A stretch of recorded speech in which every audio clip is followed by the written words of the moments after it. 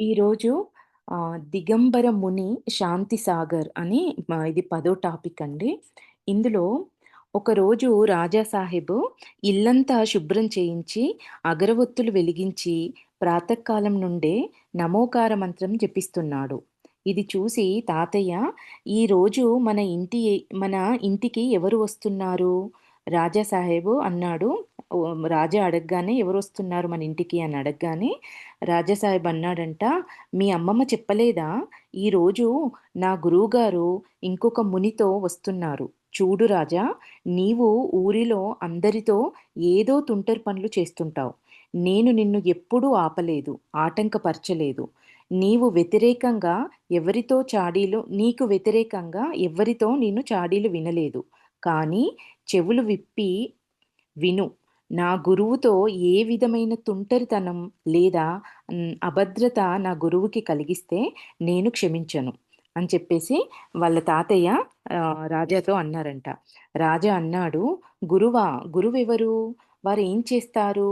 అని వాళ్ళ రాజా సాహెబ్‌ను అన్నాడు. గురువు దానికి బదులుగా రాజాసాహెబ్ అంటున్నారు, అంటే వాళ్ళ తాతయ్య, "గురువు జ్ఞానమిస్తాడు, అజ్ఞానంను తొలగిస్తాడు, గూఢ రహస్యాల తెరను లేపుతారు." అంటే మన నిగూఢంగా ఉన్న విషయాలను బయటికి వెల్లడి చేస్తారు అంటున్నారు. ఇంతలో మునులు వచ్చారు. ఈ విషయాన్ని రాజాతో చెప్తుండగానే ఇంతలోనే మునులు వచ్చారు. రాజా సాహెబు వారి పాదాలను స్పర్శించారు. రాణిమా నమస్కరించింది. రాజా రాజా చూశాడు. ఇద్దరు నగ్నంగా ఉన్న మునులు. వారి మెడలో పూలదండలు ఉన్నాయి. ఊరి వారందరూ వారి పాదాలకు నమస్కరిస్తూ జయజయకారాలు. రాజా అమ్మమ్మ వద్దకు వెళ్లి అడిగాడు, "వీరు నగ్నంగా ఎందుకున్నారు? వీరు వస్త్రాలు ధరించరా?" తాతయ్య చెప్పాడు, "వీరు గూఢ రహస్యాల తెరలు లేపుతారు. కానీ వీరి బయటి రహస్యాలను కనీసము ఒక గోచితో లేదా గుడ్డతో కప్పడం లేదు." అయితే ఏమన్నారంట, వాళ్ళని చూసి వాళ్ళు నగ్నంగా ఉండేటప్పటికి రాజా వాళ్ళ అమ్మమ్మ దగ్గరికెళ్ళి, "వీళ్ళెందుకు నగ్నంగా ఉన్నారని" అడిగితే ఆవిడ అంది, "వాళ్ళు గూఢ రహస్యాలనుకు తెర లేపుతారు." వాళ్ళ తాతయ్య చెప్పారు గదా! వాళ్ళు ఎంతో గూఢంగా ఉన్న విషయాలను బహిర్గతం చేస్తారు గురువులనేవారు అని చెప్పేసి, వెళ్ళి తాతయ్య వాళ్ళ రాజా అమ్మమ్మతో అంటున్నారట. గూఢంగున్న విషయాలను ఎన్నో జెప్తారు గానీ, వీళ్ళు వీళ్ళ యొక్క రహస్యంగా కానీ వీరి బయటి రహస్యాలను కనీసం ఒక గోచితో లేదా ఒక గుడ్డతోనైనా కప్పడం లేదు అని చెప్పేసి రాజా అన్నప్పుడు వాళ్ళ అమ్మమ్మ నవ్వి అందంట, "ఈ మునులు సర్వం త్యాగం చేశారు. వస్త్రాలను కూడా" అని చెప్పేసి వాళ్ళ అమ్మమ్మ అందంట. రాజా అడిగాడు, "వీరు చలికాలంలో గొంగడి కూర కప్పుకోరా? గొంగడిని కూడా కప్పుకోరా?" అనేసి అడిగారంట. అమ్మమ్మ అంది, "అవును, కప్పుకోరు. నిప్పు కాల్చరు. దానివల్ల అనేక జీవులు మరణిస్తాయని చెప్పేసి నిప్పు కూడా కాల్చరు. చలిలో గదిని పూర్తిగా మూసి నిద్రిస్తారు. భూమి మీద ఎండుగడ్డి పరుస్తారు. పైన కూడా ఎండుగడ్డి వేస్తారు." అంటే చలికాలంలో వీళ్ళు గదిని గట్టిగా ఈ చలిగాలి లోపలికి రాకుండా గదిని బంధిస్తారంట. వాళ్ళ వాళ్ళ శిష్యులు గాని, చుట్టుపక్కల వాళ్ళు గాని కింద ఎండుగడ్డిని ఏసి వాళ్ళు ఆ గడ్డి పైన పడుకుంటే వాళ్ళ పైన ఎండుగడ్డిని కప్పుతారంట. ఎందుకు అనంటే వాళ్ళేమి వస్త్రాలు గిన ఏవి వాడరు కాబట్టి. అప్పుడు రాజా అన్నాడంట, ఎండుగడ్డి పరుచుకొని కప్పుకొన్నచో గొంగడి కప్పుకోవడంలో అభ్యంతరం ఏముంది? ఎండుగడ్డిని కప్పుకుంటున్నారు కదా! ఇంకా గొంగడి కప్పుకోవడానికి ప్రాబ్లమ్ ఏంటి వీళ్ళకు అని చెప్పేసి అడిగారంట. ఇంకా అంటున్నారు రాజా, "ఇది మోసం, కపటం కాదా అమ్మమ్మ" అని చెప్పేసి రాజా అన్నాడంట.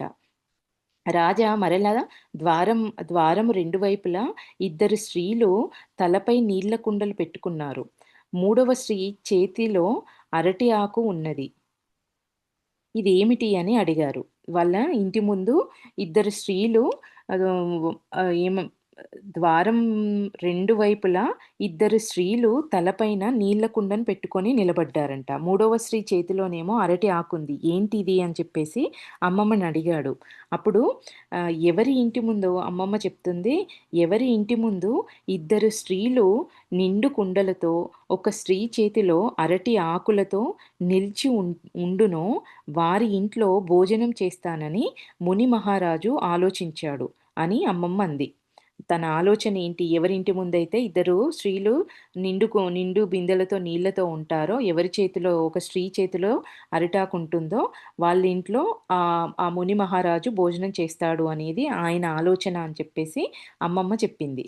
అప్పుడు ముని మహారాజు ఆలోచించింది మీకెట్లా తెలిసింది అని చెప్పేసి ఓషో అడిగారు. వారు తప్పక చెప్పుండాలి. ఆయన లోపల ఆలోచించుకున్న విషయం మీకెట్లా తెలిసింది అంటే ఆయననే చెప్పుండాలి. అప్పుడు అని రాజా అన్నాడట. అప్పుడు అమ్మమ్మ స్పష్టం చేసింది. ఈ మహావీర స్వామి నెలల కొలది భోజనం చేసేవాడు కాదు. ఒకవేళ అతడు ఎవరి ఇంటి ముందు ఎద్దు కొమ్ముకు బెల్లముతో నిలిచి ఉండునో వారి ఇంట్లోనే భోజనం గ్రహిస్తానని సంకల్పం చేసినచో ఆ షరతు పూర్తయ్యే వరకు ఉపవాసమునే ఉండేవారు. ఇప్పుడు వీళ్ళు జైనులు కాబట్టి మహావీరుడిని అనుసరిస్తారు కాబట్టి మహావీరుడు ఆ రోజులలో ఆయన నెలల కొలది భోజనం చేసేవారు కాదు. ఒకవేళ అతను ఎవరి ఇంటి ముందు అంటే ఎవరి ఇంటి ముందున్న ఎద్దు దాని కొమ్ముకు ఒక బెల్లం అనేది ఉండి ఉంటే ఎవరింటి ముందైతే అట్లా ఒక కొమ్ముకు బెల్లం ఉంటుందో వాళ్ళ ఇంట్లో నుంచి నేను ఆ భోజనాన్ని గ్రహిస్తాను అని చెప్పేసి మహావీరుడు అనుకున్నారంట మనసులో. అది ఎప్పుడు కనబడితే అప్పటి వరకు ఆయన భోజనం చేసేవారు కాదు. అది రోజులైనా, నెలలైనా, సంవత్సరాలైనా అది కనిపించినప్పుడు మాత్రమే అట్లా ఉన్నప్పుడు మాత్రమే ఆయన భోజనం చేసేవారంట మహావీరుడు. అది ఆయనకు సంకల్పం. అట్లా కానీ ఇప్పుడు అదొక ఆచారం అయిపోయింది. అప్పుడు ఆయన అట్లా చేసేవారు. ఇప్పుడు ఆయనను ఫాలో అవుతున్న వాళ్ళు అదొక ఆచారంలాగా చేసేశారు అంటున్నారు వాళ్ళమ్మమ్మ. దిగంబర జైనమునులందరూ ఇది పరంపరగా పాటిస్తున్నారు. వారు ఆలోచించిన గుర్తులను గృహస్థులకు మొదటే చెప్తున్నారు. ఆయన మహావీరుడేమో అట్లాంటి గుర్తుననుకున్నారు. ఒక ఎద్దు దాని కొమ్ముకు ఒక బెల్లం అనేది కనిపిస్తే నేను భోజనం చేస్తాననేది మహావీరుడు అనుకున్నది. ఇప్పుడు వీళ్ళ ఆలోచన ఏంటి అనంటే 2 నీళ్ళ బిందెలతో ఉన్న స్త్రీలు ఒక ఒక ఒక స్త్రీ చేతిలో అరిటాకు. అది వీళ్ళ ఆలోచన. వారు ఆలోచించిన గుర్తులను గృహస్థులకు మొదటే చెప్తున్నారు. రాజా రాజా అన్నాడు ఇదంతా విని, "అమ్మమ్మ ఇదైతే బూటకం. మహావీరునిలా వారు కూడా ఆలోచించింది ఎవరికీ చెప్పకూడదు.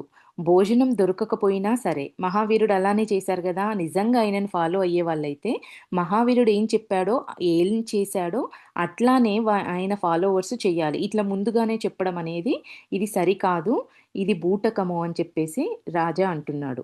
తిరిగి అమ్మమ్మ అంటుంది, "కానీ మునులందరూ మహావీర స్వామి కారు కదా! రాజా ముని మహారాజు భోజనం చెయ్యకముందు వారిని ఏమీ అడగనని నాకు వాగ్దానం చెయ్యి. ఎందుకంటే ఈ ఊరిలో మనదొక్కటే జైన గృహము. కావున వారు వేరే ఎక్కడా భోజనం అనేది తీసుకోరు. నువ్వు ఈ ప్రశ్నలన్నీ ముందుగానే అడిగితే ఒకవేళ ఆయన భోజనం చేయకపోతే ఈ ఊరిలోనే జైనులెవరూ లేరు. ఒక్క గృహమే జైనులది.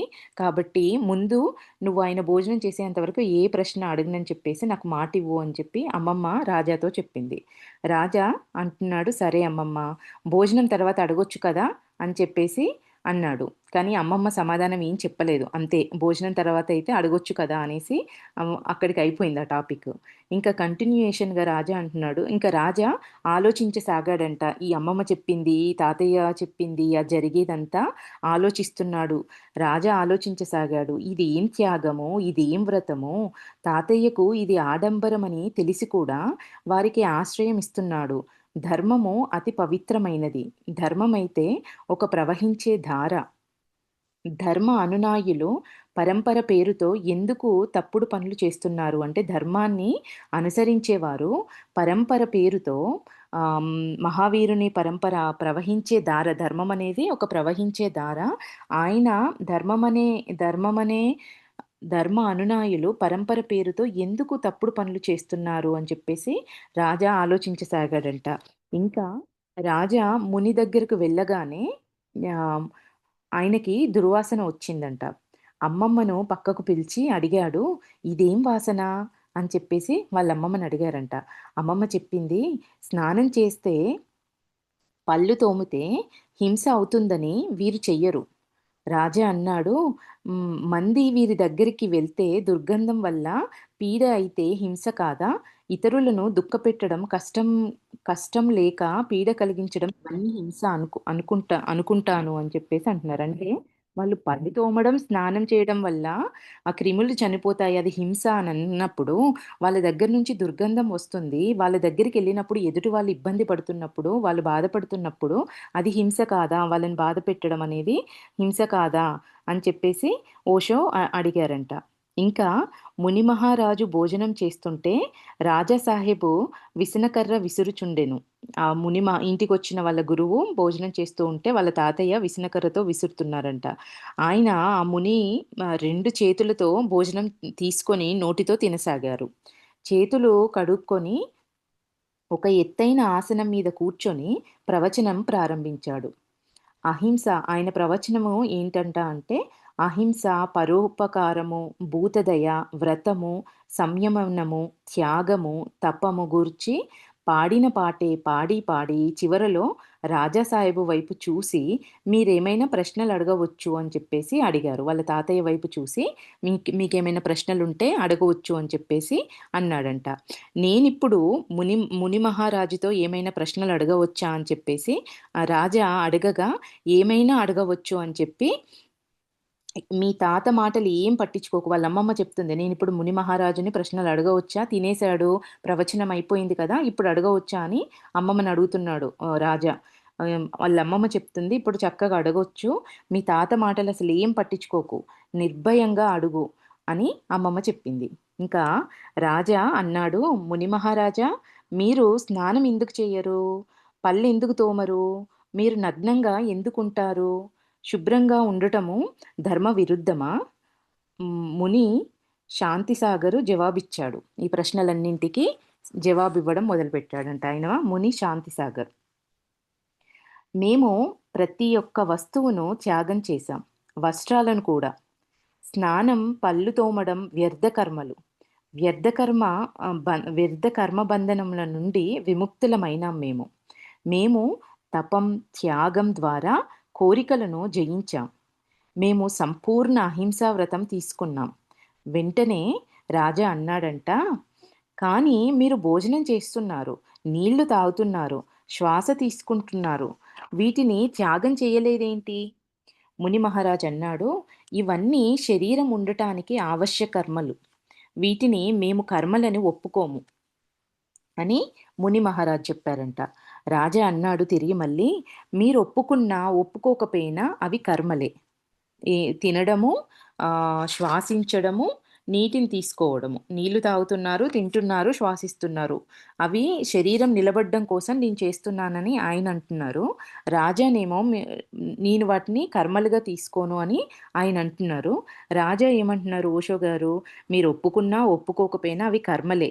రాజా అంటున్నాడు ఇంకా, హ్మ్, మరి శరీరాన్ని ఆరోగ్యంగా, శుభ్రంగా ఉంచడానికి స్నానం ఎందుకు చెయ్యరు? పళ్ళెందుకు తోమరు? గోర్లెందుకు తీయరు? అని ముని అన్నాడు. తీయరు ముని అని చెప్పేసి రాజా అడిగారంట. దీనివల్ల జీవహింస అవుతుంది. మా ధర్మముల మంత్రము, మా ధర్మ మూల మంత్రము అహింస పరమో ధర్మం. రాజా అన్నాడు, మీరు శరీరాన్ని మురికి చేస్తే దగ్గర కూర్చున్న వారిని ఇబ్బంది పెట్టడం, కష్టపెట్టడం, బాధ పెట్టడం హింస కాదా? ముని అని రాజా అడిగారండి. ఈ ప్రశ్నలను అడిగేటప్పటికల్లా ఆ ముని ముఖము క్రోధంతో ఎర్రబడింది. అతడు తీవ్ర స్వరంతో అన్నాడు, బాలుడా, నీ ఉద్దండ ప్రశ్నలు మర్యాద సీమను దాటుచున్నాయి. రాజా జంకకుండా అన్నాడు, ఇంకా మీ సంయమనము మరింత తపము పూర్తి కాలేదని. అంటే ఇక్కడ ఏమంటున్నారు, ఆయన పేరేంటి? శాంతి, ముని శాంతి సాగర్ కదా!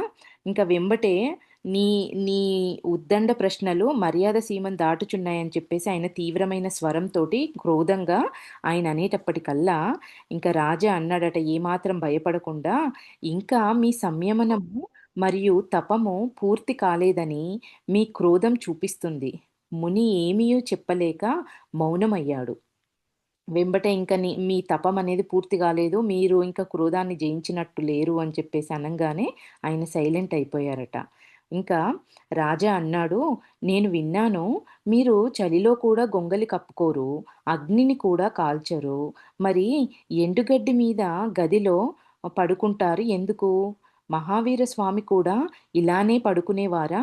అని చెప్పేసి అడిగారంట. దానికాయన ముని అసువిధ అనుభవం చేస్తూ అన్నాడు. అంటే అసువిధ అనుభవం అంటే అసౌకర్యం. ఆయన అడిగే ప్రశ్నలకి సమాధానం చెప్పడానికి ఇబ్బంది పడుతూ కొంచెం కష్టంగా ఒక ఎమోషన్ ఫేస్‌లో పెట్టుకొని అన్నారంట, "మేము స్వయం ఎండుగడ్డి పరుచుకోము, కప్పుకోము. మేము స్వయంగా ఏం చెయ్యం ఈ పనులేవి. మా భక్తులు పరుస్తారు. వాళ్ళే కప్పుతారు." అని చెప్పేసి ఆయన సమాధానం చెప్పాడట. రాజా అన్నాడు, "అది మీ సంకేతమై ఉండవచ్చు. మీరే అట్లాంటి సంకేతాన్ని వాళ్ళకిచ్చుండొచ్చు. కావాలంటే మీరు నిజంగా సిన్సియర్‌గా చేసే ఆ తపాన్ని మీరు ఆచరించేటట్లుంటే మీరు వద్దని చెప్పొచ్చు. ఇది నిజమైన తపం కాదు. మీరు బూటకం చేస్తున్నారు" అని చెప్పి రాజా ఆయనను మునితో అన్నారంట. సమాధానంగా ముని అంటున్నారు, ముని జవాబు ఇవ్వనందున రాజా నవ్వి అన్నాడు, "ఇది పోనివ్వండి. మీరు మీ ఉపదేశంలో చెప్పారు. ఇంక ఇవన్నీ ప్రశ్నలయిపోయాయి. నెక్స్ట్ ఆయన ఉపదేశం గురించి మాట్లాడుతున్నారింకా. మీరు మీ ఉపదేశంలో చెప్పారు, మీరు మరల జన్మ తీసుకోదలుచుకోలేదు అని. ఈ జన్మ కర్మ బంధనముల నుండి ముక్తి కావాలి అని అన్నారు. మరి మీరు ఈ కర్మలు, ఈ బంధనాల నుంచి ముక్తి పొందాలనుకునేవారు భోజనం ఎందుకు జేస్తున్నారు? నీరెందుకు తాగుతున్నారు? శ్వాస ఎందుకు తీసుకుంటున్నారు? మీరు నేరుగా ఆత్మహత్య ఎందుకు చేసుకోరు? ఆత్మహత్య గురించి నాకు అంతగా తెలీదు" అని చెప్పేసి రాజా అంటున్నారింకా. నదిలో అంటే ఆత్మహత్య మీరు డైరెక్ట్‌గా మీకింకా ఈ జన్మొద్దు ఇవన్నీ అంటున్నారు కాబట్టి, మీరు ఆత్మహత్య ఎందుకు జేసుకోరు? కావాలంటే నేను కొన్ని చెప్తానని చెప్పేసి నదిలో దుమకండి. ఈత వచ్చినా ఈదకండి నదిలో దూకి. మీరు సులభంగా మునిగిపోదురు. నీ ఈదకుండుంటే మునిగిపోతారు. ఇంకా వెంబటి ఆ ముని అన్నాడు, "ఆత్మహత్య అనేది పాపం. నేను ఆత్మహత్య చేసుకోలేను. కానీ మరల జన్మ కూడా తీసుకోదలుచుకోలేదు" అని చెప్పేసి ఆ ముని అన్నారంట. "నా వద్దనున్నదంతా మెల్లిమెల్లిగా త్యాగం చేసి ముక్తి పొందుతాను" అని చెప్పేసి ఆయనన్నారు. దానికి రాజా అన్నాడు, మీ వద్ద త్యాగం చేయటానికి అసలు ఏముంది? మీరైతే నగ్నంగా ఉన్నారు. మీ వద్ద ఏమీ లేదు. మీ వద్ద ఏమన్నా ఉంటే చూపించండి" అని చెప్పేసి రాజా అడిగారు. ఇంక వెంబటే వాళ్ళ తాతయ్య రాజాసాహెబు అతి కఠోరంగా అన్నాడు, "చాలా, చాలా అయిపోయింది. రాజా నేను చెప్తున్నాను ఇక ఊరుకో" అని చెప్పేసి వాళ్ళ తాతయ్య అన్నాడంట. రాజా ఇంక దానికి ప్రతిగా రాజా ఏమంటున్నారు, నిర్భయంగా ఏమాత్రం భయపడకుండా నిర్భయంగా అన్నాడు, "మీ గురువుగారి ప్రవచనం మధ్య ప్రశ్నలడిగితే మీరు బాధపడతారని సమాప్తమైన తర్వాత అమ్మమ్మను ప్రశ్న అడిగే అనుమతి అడిగినప్పుడు మీరు నాకెందుకు చెప్పలేదు" అంటే, ఆయన ప్రవచనం మధ్యలో నేను ప్రశ్నలడిగితే ఆయనకు డిస్టర్బ్ అవుతుందని, నేను చివర్లో అడుగుతానని చెప్పేసి అమ్మమ్మని అడిగినప్పుడు, "అప్పుడు నువ్వు ప్రశ్నలు అడగొద్దు అని ఎందుకు చెప్పలేదు మీరు" అని చెప్పేసి వాళ్ళ తాతయ్యని ఓషో గారు అడిగారంట. రాజా అడిగారంట. ఇది చూసి ఆ ప్రశ్న విన్న తర్వాత మిగిలిన మునులందరూ వె వెళ్ళిపోవడానికి నిల్చున్నారంట. రాజా సాహెబు వారి చరణాలను స్పర్శించి అన్నాడు, "నన్ను క్షమించండి. నేను నా పత్ని మరియు నా మునిమనువుల ముందు వివశుణ్ణి." మునులను పంపి రాజా సాహెబు కండ్లు మూసుకొని నమోకారాన్ని జపించడం మొదలుపెట్టారు.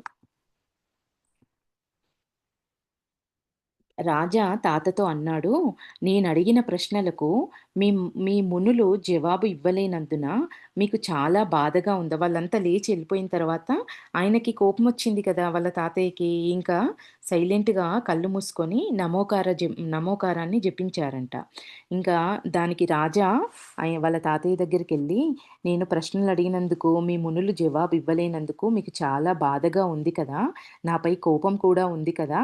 కానీ ఆ మునులు వంచకులు తాతయ్య" అని చెప్పేసి వాళ్ళంతా మోసగాళ్ళు అని చెప్పి రాజా వాళ్ళ తాతయ్యతో చెప్పారంట. ఇంక రెండో రోజు ముని ప్రవచనం తర్వాత ఏమైనా ప్రశ్నలు అడగవచ్చు అని చెప్పారంట. ఇది మొదటి రోజు జరిగింది ఇదంతా వాళ్ళింట్లో.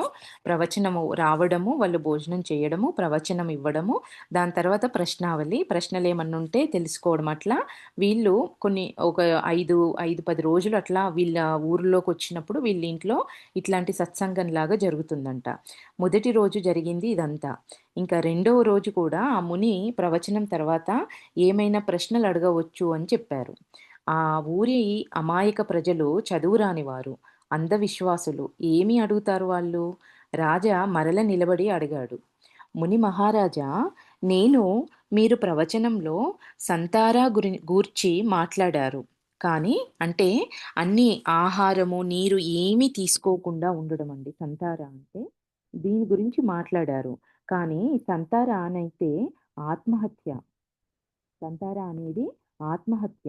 మీరు ఏమీయు తినక, త్రాగక ఉన్నను 90-100 రోజుల తర్వాత మరణిస్తారు.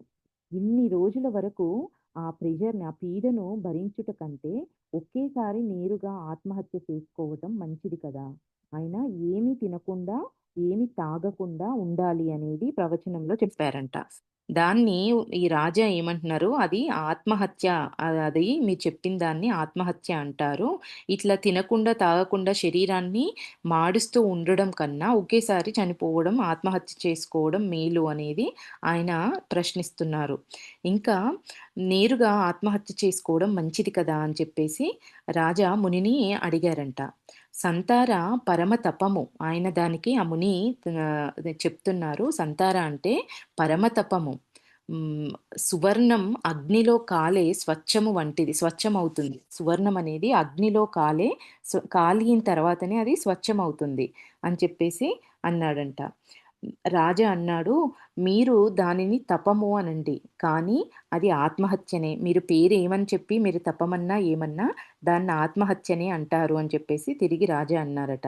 "మరి మీరు అహింస ఉపదేశం ఇస్తున్నారు.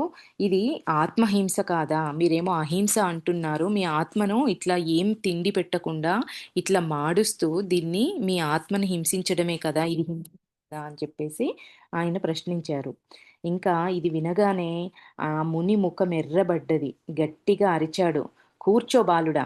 నీ నోరు మూసుకో" అని రాజానన్నాడంట. "వినండి మహారాజా, నా ఇంట్లో" దానికి ప్రతిగా రాజా ఏమంటున్నారు, "వినండి మహారాజా, నా ఇంట్లో నన్ను హ్మ్, కూర్చోమనేవారు మీరెవరు? నా ఇంట్లో నన్ను కూర్చోమనేవారు మీరెవరు? నేను మీతో ఇంటి నుండి వెళ్ళమని అనొచ్చు. కానీ మీరు నన్ను కూర్చోమని అనలేరు. ఎందుకంటే ఇది నా ఇల్లు, నన్ను కూర్చోమనని మీరనలేరు. కావాలంటే నేను మిమ్మల్ని వెళ్ళమనొచ్చు. కానీ నాకు ఇంకా ప్రశ్నలు అడగాలని ఉంది. అందుకే నేను మిమ్మల్ని వెళ్ళమనను. మీ పేరు శాంతి యొక్క సాగరము. కానీ మీరు అతి శీఘ్రమే శాంతిని వదిలి క్రోధితులవుతారు. క్రోధితులవుతున్నారు. ఇంకా ఒక ప్రశ్న అడుగుతాను. మీరన్నారు, ఏదైనా అనుభవం చెయ్యనిదే విశ్వాసం చెయ్యకూడదు. నిజమే. ఏదైనా అనుభవం పొందిందే విశ్వాసాన్ని పెంచుకోకూడదు అన్నారు. నిజమే. జైన ధర్మ అనుసారంగా 7 నరకాలున్నాయి అని మీరు చెప్పారు. 6వ నరకం నుండి ఎవరు తిరిగి రారు అని కూడా మీరన్నారు. మీరు 7వ నరకం చూసారా? చూస్తే మీరు ఇక్కడ ఉండకూడదు. 7వ నరకం లేదా? లేక ఇది మీ కల్పననా? అని చెప్పేసి 7 నరకాలున్నాయని చెప్పారు. ఎవరైతే ఆరో నరకంలోకెళ్తారో, ఆరో నరకం నుంచి తిరిగి మళ్ళీ అందులో నుంచి బయటికి రావడం అనేది జరగదు అని చెప్పారు. మరి ఏడో నరకాన్ని మీరు చూసారా? చెప్పారు గదా మీరు. ఉందన్నారు గదా! మరి మీరు జూసారా? అని అడిగారు. రాజా అడిగారంట. అంటే మీరు చెప్పింది అబద్ధమా? ఇదంతా కల్పననా? మీరు ఏమీ అని అడగగానే ఆ ముని ఏం చెప్పలేక ఆయన తెల్లబడ్డాడు. రాజాసాహెబు మరియు రాణిమా కూడా నిలబడి అన్నారు, "ఈ ప్రశ్న రాజాదే కాదు. మాది కూడా" అని చెప్పేసి రాణిమా కూడా అందంట. ముని లేచి వెళ్ళడానికి సిద్ధమైనాడు. గురువు అని చెప్పేసి నమ్మారు కదా! ఇప్పుడు అడిగిన ప్రశ్న నరకాల గురించి చెప్పారు కాబట్టి, ఈ ప్రశ్న అడిగేటప్పటికల్లా వాళ్ళ అమ్మమ్మ కూడా యాడ్ అయ్యేటప్పటికల్లా ఆయన లేచి వెళ్ళిపోవడానికి సిద్ధమైనాడట. రాణిమా అన్నది, "ఆగండి ముని మహారాజా! నా పిల్లవాని ప్రశ్నలకు జవాబు ఇవ్వండి. ఇతడు మరికొన్ని ప్రశ్నలు అడుగుతాడు. మీరు ఏమి జ్ఞాని, ముని ఒక చిన్న పిల్లవాని ప్రశ్నలకు భయపడి పారిపోతున్నారు." ముని ఆగాడు. రాజా దయతో అన్నాడు, "మీరు నా 2 ప్రశ్నలకు జవాబు ఇవ్వలేదు. కావున మూడో ప్రశ్నను అడుగను. ఎందుకంటే ఇంటికి వచ్చిన అతిథిని లజ్జితుణ్ణి చెయ్యను." అమ్మమ్మ, రాజా లోపలికి వెళ్ళారు. రాజా సాహెబు మునిని సన్మానంగా పంపి పత్నితో అన్నాడు, ఈ ప్రశ్నలడిగి నేనింకా 2 ప్రశ్నలు అడిగాను. దానికి సమాధానం రాలేదు కాబట్టి, నేను మూడో ప్రశ్నను అడగను. ఇంటికొచ్చిన వాళ్ళు సిగ్గుపడేలాగా నేను బిహేవ్ చెయ్యను. అని చెప్పేసి వాళ్ళ అమ్మమ్మ, రాజా ఇద్దరు లోపలికెళ్ళిపోయారట. ఎళ్ళిపోయిన తర్వాత వాళ్ళ తాతయ్య ఆయనను అతిథి మర్యాదగా గురు సన్మానం అంతా ఏమన్నారు, రాజాసాహెబు మునిని సన్మానంగా పంపి పత్నితో అన్నాడంట, "నీకేమన్నా పిచ్చా? రాజా మొహంలో రాజా యొక్క మోహంలో నీవు అతిథి మర్యాద, గురు సన్మానము అంతా మర్చిపోయావు." ఆయన పడిపోయి ఆయనను అతిథి ఇంటికొచ్చిన వాళ్ళను బ ప మర్యాదగా చూసుకోవడం కానీ, ఆయనను తిరిగి పంపించే ముందు ఆయనకు సన్మానం చేయడం కానీ అంతా మర్చిపోయావు. ముని వెళ్ళే సమయాన నమస్కారం కూడా చేయలేదు. రాజా పుట్టుకతోనే తుంటరి. ఎల్లప్పుడూ ఏదో కొత్త సమస్య ఉత్పన్నం చేస్తాడు. కనీసం నీవైనా ప్రోత్సహించక మానవా? అని వాళ్ళ రాజాసాహెబు రాణిమాతో అన్నారంట. అప్పుడు ఆవిడ రాణిమ అంది, "అతడు నీ గురువు, నా గురువు కాదు. ఆయన నీ గురువు, నాకు గురువు కాదు" అని చెప్పేసి ఆవిడ సమాధానం చెప్పిందంట. "నీవు గురువు మీద అందమోహంలో రాజాను తుంటరివాడు అంటున్నావు. 5-6 సంవత్సరాల బాలుని ప్రశ్నలకు 5, 6 సంవత్సరాల బాలుని ప్రశ్నలకు జవాబివ్వని గురువు ధర్మజీవన సమస్యలకు సమాధానం చెప్పగలడా?" అని చెప్పేసి ఆవిడ రాజా సాహెబ్‌ని ప్రశ్నించింది. "గురువును మార్చుకో. ధర్మ మార్గంలో గురువు మార్గదర్శి. తప్పుడు గురువుతో ధర్మ మార్గం మీద ముందుకు వెళ్ళలేవు నువ్వు." రాజా కూడా ఇదే అన్నాడు. అంటే ఒక 5, 6 సంవత్సరాల పిల్లవాడు అడిగిన ప్రశ్నకు సమాధానం చెప్పలేని వ్యక్తి, నీకు నీ ధర్మ జీవన సమస్యలకు సమాధానం ఏం చెప్పగలడు? నువ్వు ఆయనతో హ్మ్, అంధ అంటే అంధవిశ్వాసంలో ఆయన గురువు అని చెప్పేసి నువ్వు అనుకుంటున్నావు. ఆహ్, ఆయన ధర్మ ధర్మ మార్గం మీద నువ్వు ముందుకెళ్ళలేవు ఇట్లాంటి గురువుని పట్టుకొని అని చెప్పేసి ఆవిడ అనగానే రాజా కూడా అదే అన్నాడంట. రాజా సాహెబు రాజాను హృదయానికి అత్తుకొని, "నీవు సరిగానే చెప్పావు. కానీ ఈ వయసులో గురువును మార్చాలా?" అని చెప్పేసి ఆయన ఒక ప్రశ్నేశారంట రాజాతో. అప్పుడు రాజా అన్నాడు, "అమ్మమ్మ నిజమే చెప్తుంది. అతనిలో గురు పాత్రత లేనే లేదు. నీవు సరిగానే చెప్పావు. మునులందరిలో యోగ్యత లేదు. ఆయనతో పాటు ఉన్న వారందరిలో కూడా యోగ్యత లేదు. ముని సర్వము త్యాగం చేసి చాలా పీడను సహిస్తాడు. కావున జైనులు మునిని నమ్ముతారు" అన్నాడు రాజాసాహెబు. ఆయన అన్నింటినీ వదిలి ఆ స్థితిలో ఉంటారు కాబట్టి, వేటి మీద ఎట్లాంటి కోరిక లేని స్థితిలో ఉంటారు కాబట్టి, అందరూ ఆయనను నమ్ముతారు. ఏ మనిషి తనకే కష్టమో, పీడ ఇచ్చుకుంటాడో, అతడు ఇతరులకు ప్రేమ, శాంతి ఎలా ఇవ్వగలడు? అతనే ఆ కష్టాన్ని, బాధలో ఉన్నతను, అతను ఇతరులకు ప్రేమను, శాంతిని ఎలా ఇవ్వగలడు? అతని వద్ద ఏది ఉందో అదే ఇవ్వగలడు అని చెప్పేసి రాజా అన్నాడంట. రాణిమ అంది, "నాకు దృఢ నిశ్చయం. రాజా పూర్వజన్మలో ఏదో అసాధారణ మహాత్ముడు." ఇవన్నీ విని, రాజా చెప్పిందంతా విని వాళ్ళమ్మమ్మ అందంట, "నాకు దృఢ నిశ్చయం. రాజా పూర్వజన్మలో ఏదో అసాధారణ మహాత్ముడు. నేను నా రాజానే నా గురువుగా చేసుకుంటాను." అని చెప్పేసి మా అమ్మమ్మ అందంట, "గురువు రాజానే" అని. ముని మహారాజుకు ప్రతిరోజు ఆదరణ, సన్ సమ్మానము దొరికేది. కానీ ఇక్కడ 5 సంవత్సరాల బాలునితో ఓడిపోవలసి వచ్చింది. 3 రోజుల బదులు 2 రోజులకే పక్క ఊరికి వెళ్ళిపోయాడు. 3 రోజుల సత్సంగంలాగా వాళ్ళ ఇంట్లో జరిగేదంట అండి. అయితే 3 రోజులకు బదులుగా రెండో రోజులోనే ఆయన పక్కూరికి వెళ్ళిపోవాల్సొచ్చిందంట. ఈ రాజా అడిగిన ప్రశ్నలకు సమాధానం చెప్పలేని స్థితిలో. "మీ గురువు వెళ్ళినందుకు దుఃఖమా?" అని రాణీమ రాజాసాహెబ్‌ని అడిగింది. "నాకు మొదలే తెలుసు ఇలా అవుతుందని చెప్పేసి" అని రాజాసాహెబ్ అన్నారంట. "నా మీద మీకు కోపమా?" అని రాజా సాహెబ్‌తో రాజా అన్నాడు. రాజానేమో మరి నేను ఇట్లాంటి ప్రశ్నలేశానని చెప్పేసి, ఆయన ఒక రోజు ముందుగానే ఎళ్ళిపోయారని చెప్పేసి, మీకేమైనా నా మీద కోపమా అని చెప్పేసి రాజా అడిగారంట. దానికి సమాధానంగా ఆయన, నా రాజా మీద నాకెందుకు కోపము? నాకైతే గర్వం. మా రాజా ఎంత తెలివిగలవాడు, ఎంత జ్ఞాని అని చెప్పేసి. అతని అమ్మమ్మ అతని అమ్మమ్మనే అతనిని గురువుగా చేసుకుంది. నేను కూడా ఆలోచిస్తున్నాను. ఇంట్లో గురువుని పెట్టుకొని బయట మరో గురువుని వెతికే అవసరం ఏముంది అని. రాజా సాహెబ్ అన్నారంట. రాణిమా నవ్వింది. రాజా ఈదు ఈదుటకు గుర్రము సవారీ చేయడానికి వెళ్ళాడు.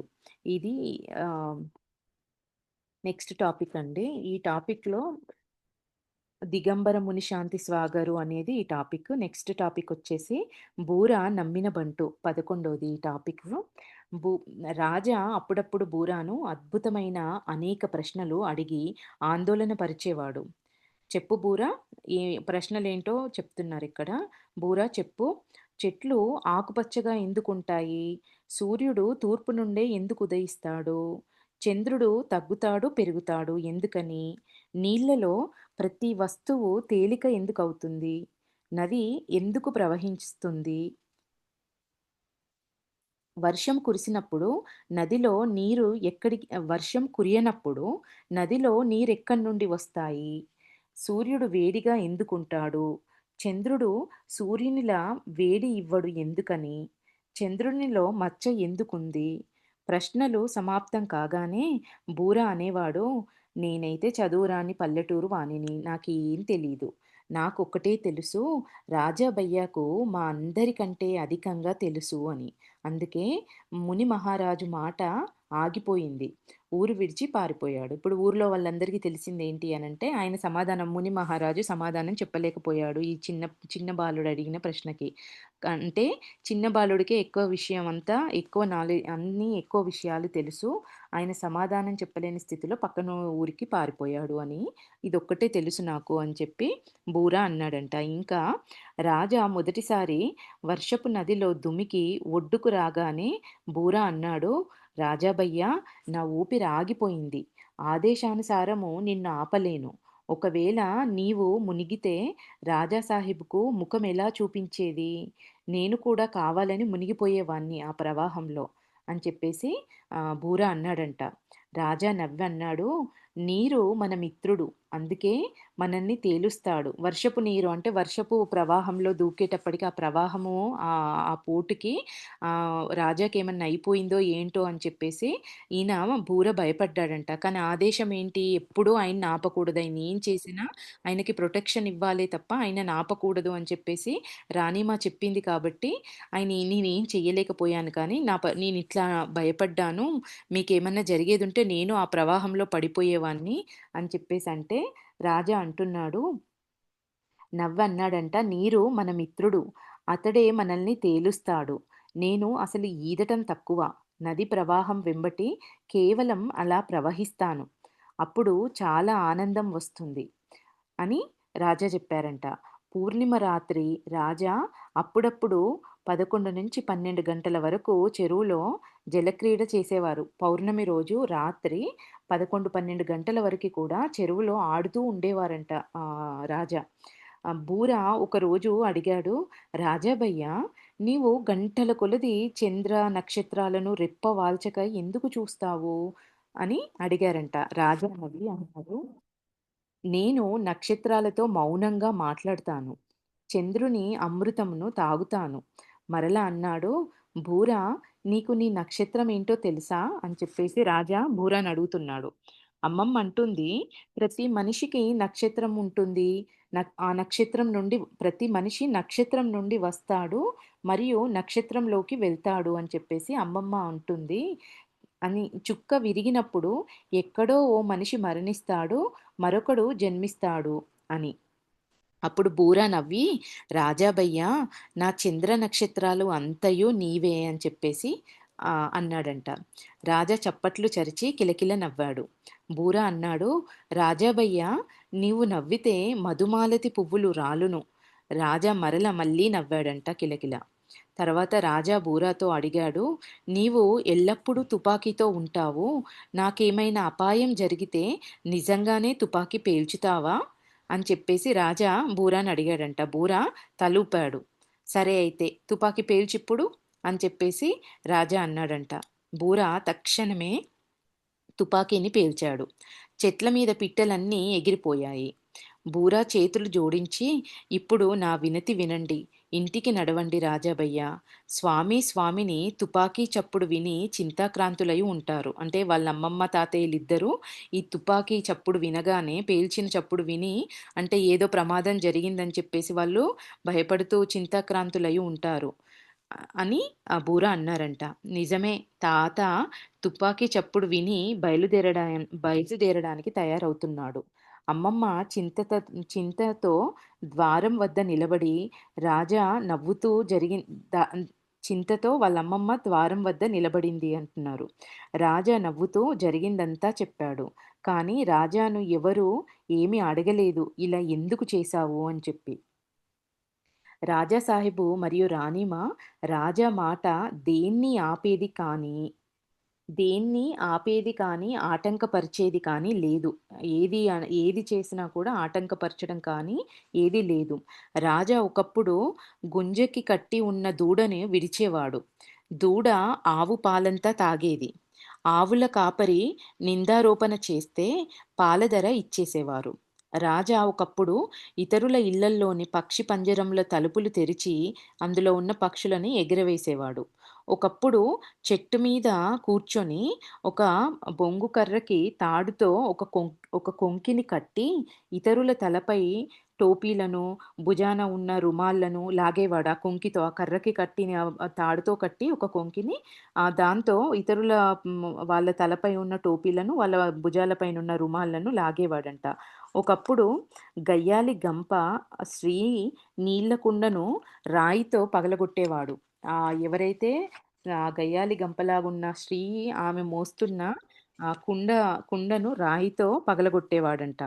రాజా సాహెబు రాజా నిందారోపణ ఒక చెవితో విని, ఇవన్నీ చేస్తున్నారని చెప్పేసి ఎవరైనా చెప్తే వాళ్ళ తాతయ్య అవన్నీ ఒక చెవితో విని, ఇంకో చెవితో విడిచిపెట్టేవారంట. అవి ఏవి సీరియస్‌గా తీసుకునేవారు కాదంట.